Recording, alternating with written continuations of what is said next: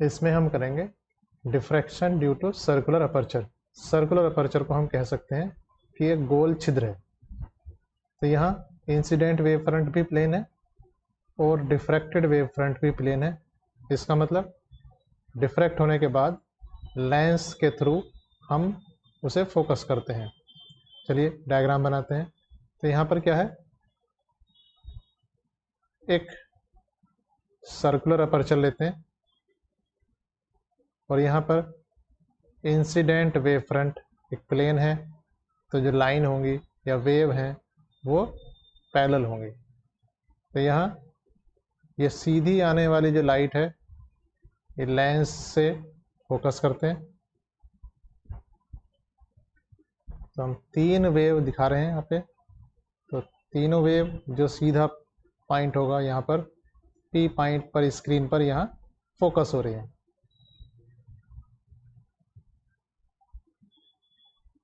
एक दूसरा point consider करते हैं जो इससे थोड़ा ऊपर है, इसे हम पी डैश कह सकते हैं। और यहाँ से जो वेव है वो थीटा एंगल बना रही हैं। तो यहाँ जो एंगल है कितना है, वो एंगल थीटा है, और यहाँ जो एंगल है वो कितना है, थीटा है, और ये यहाँ आकर मिल रहे हैं। तो हम कह सकते हैं इस पॉइंट का नाम हम दे सकते हैं कितना, पी डैश। तो ये पॉइंट पी है और ये पॉइंट है पी डैश। यहाँ ए बी सर्कुलर अपर्चर है जिसका डायमीटर है स्मॉल डी। इसका जो मिड पॉइंट है जिसे हम 2 हिस्सों में बांट लेते हैं, ये सी है। यहाँ से एक परपेंडिकुलर लाइन खींचते हैं तो ये हो जाती है एल, जहाँ एक कट कर रही है एल है। ठीक है, यहाँ से जो डिस्टेंस है इस डिस्टेंस का नाम कहते हैं हम एक्स है। तो यहाँ पर इंसिडेंट वेव फ्रंट प्लेन है और यहाँ भी वेव फ्रंट प्लेन है। तो यहाँ जो बी से लाइट निकलेगी और ए से जो लाइट निकलेगी उनमें पाथ डिफरेंस या फेज डिफरेंस होगा। तो यहाँ जो पी पॉइंट है, पी पॉइंट पर क्या होगा, वो सेंट्रल मैक्सिमा होगा।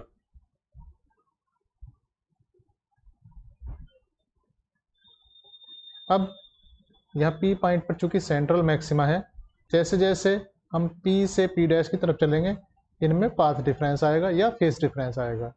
अब हम करते क्या हैं, इसको समझने के लिए जो ए बी है इसको 2 हिस्सों में बांट लेते हैं बराबर बराबर, बी सी और सी ए। अगर हम चाह रहे हैं कि यहाँ मैक्सिमा जो सेंट्रल मैक्सिमा था उसके बाद कहाँ पर जाकर फर्स्ट मिनिमा होगा, उसके लिए जो बी सी पार्ट है और ए सी पार्ट है ये दोनों आउट ऑफ फेस, या इन दोनों में फेस डिफरेंस पाई, या इन दोनों में पाथ डिफरेंस λ/2 होना चाहिए। इसका मतलब बी और सी में पाथ डिफरेंस कितना होगा, λ/2, या कह सकते हैं बी और ए में पाथ डिफरेंस कितना होगा, ये लैम्डा होना चाहिए। तो यहाँ जो एंगल है ये एंगल भी कितना है, थीटा है। तो कह सकते हैं path difference between 2 half equal to λ/2। तो path difference between A and B ये हो जाएगा इसका डबल, या कह सकते हैं लैम्डा। और ये पाथ डिफरेंस है कितना, ये एक्चुअली ए एल है। तो पाथ डिफरेंस कितना है, एक्चुअली पाथ डिफरेंस है ए एल। ए एल कितना है, ए एल है डी साइन थीटा। ठीक है, तो डी साइन थीटा जब लैम्डा के इक्वल होगा तो ये कैसा होगा, ये डार्क की कंडीशन सेटिस्फाई हो रही है, मतलब पी डैश पर डार्क होगा। यहाँ ये बात ध्यान देने की है कि यहाँ जब इसको अगर हम 4 हिस्सों में बांट लें और सक्सेसिव जो पार्ट्स हैं वो λ/2 का पाथ डिफरेंस में रखेंगे तो फिर से मिनिमा होगा, या कह सकते हैं D sine theta equal to N lambda पर क्या होगा, डार्क होगा, या कह सकते हैं मिनिमा होगा। अब यहाँ चूंकि ये एक्चुअली दिखाया ऐसे, लेकिन ये सर्किल का पार्ट है, इसका मतलब ये भी है, ये सिमेट्री की वजह से हम कह सकते हैं कि यहाँ जो x है, अगर x डिस्टेंस पर p से x डिस्टेंस पर मिनिमा है तो x डिस्टेंस के सर्किल पर मिनिमा होगा। तो जो मिनिमा है, मिनिमा का जो लोकस होगा वो क्या होगा, सर्किल ऑफ रेडियस एक्स। तो एक्स रेडियस का जो सर्किल होगा वो मिनिमा का रेडियस होगा। उसके बाद उसके आगे जब 2 लैम्डा सेटिस्फाई होगा तो फिर एक सर्किल होगा। इसका मतलब ब्राइट जो आपका सेंट्रल मैक्सिमा था वो अब ब्राइट डिस्क बनेगी, उसके आगे कॉन्सेंट्रिक ब्राइट डार्क रिंग्स बनेगी। अब यहाँ एक देखिए, अगर इस लेंस की फोकल लेंथ f है तो यहाँ से यहाँ तक की दूरी कितनी हो जाएगी, ये दूरी हो जाएगी f, क्योंकि यहाँ रेज पैरेलल आ रही हैं और यहाँ पर फोकस होना है। इसका मतलब ये f है। f क्या है, f equal to focal length of lens. तो अगर थीटा स्मॉल है तो theta equal to tan theta हो जाएगा, और टेन थीटा कितना हो गया यहाँ पे, एक्स अपॉन एफ। और इधर हमने पहले देख चुके कि एक्चुअली साइन थीटा कहाँ से, यहाँ से साइन थीटा कितना है, ऐसे ही sine theta, theta equal to कितना हो जाएगा, साइन थीटा इक्वल टू है लैम्डा अपॉन डी।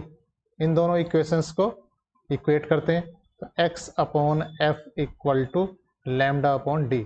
या मैं कह सकता हूँ कि कितना है, X equal to F lambda upon D. D मतलब डायमीटर ऑफ द अपर्चर। तो इतनी रेडियस की ब्राइट डिस्क बनेगी और उसके बाहर कॉन्सेंट्रिक सर्किल्स बनेंगे। जो पैटर्न बनेगा वो इस तरीके का होगा कि एक ब्राइट डिस्क, उसके बाद एक डार्क रिंग, उसके बाद एक ब्राइट रिंग। हालांकि बाद वालों की इंटेंसिटी धीरे धीरे घटती चली जाएगी। तो ब्राइट डार्क कॉन्सेंट्रिक। तो कितनी रेडियस का ये डिस्क होगी, ये एक्स हो गया। तो X is the radius of bright disc. अगर हम इसका ही रिगरस कैलकुलेशन करें जो कि एरी नाम के साइंटिस्ट ने किया था, तो उसके हिसाब से जो रेडियस ऑफ ब्राइट डिस्क कितनी हो जाएगी, ये हो जाएगी 1.22 का फैक्टर हो रहा है एफ लैम्डा ओवर डी। तो एरी के हिसाब से क्या है कि जो रेडियस ऑफ ब्राइट डिस्क है 1.22 एफ लैम्डा ओवर डी, यानी कि डायमीटर पे डिपेंड करेगी। इसका मतलब यहाँ देखिए, अगर आपका ये होल या अपर्चर जितना छोटा होगा ये ब्राइट स्पॉट उतना ही बड़ा होगा। उल्टा हो गया ना, कायदे में अगर बिना डिफ्रैक्शन के देखेंगे तो यहाँ से लाइट आ रही है तो जितना होल साइज बढ़ाएंगे तो यहाँ जो स्पॉट होगा उसका साइज उसी के हिसाब से होगा। और होल का साइज बड़ा होगा तो स्पॉट का साइज भी बड़ा होगा, होल का साइज छोटा होगा तो स्पॉट। यहाँ उल्टा हो गया, होल का साइज छोटा करने का मतलब स्पॉट का साइज या रेडियस बड़ी होगी। तो यही डिफ्रैक्शन है। Thank you.